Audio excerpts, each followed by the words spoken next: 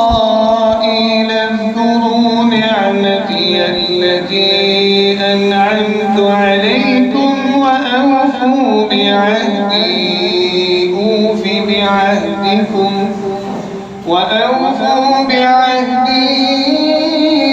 أوف بعهدكم وإياي فارهبون وآمنوا بما أنزلت مصدقا لما معكم ولا تكونوا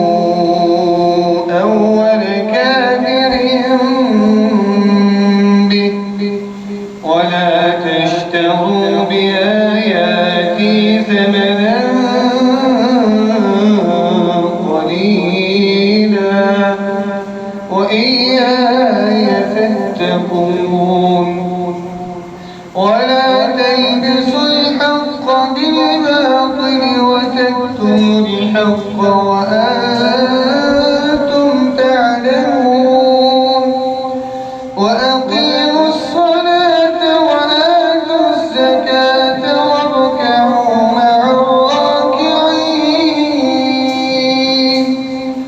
أتأمرون الناس بالبر وتنسون أنفسكم وأنتم تتلون الكتاب أفلا تعقلون واستعينوا بالصبر والصلاة وإن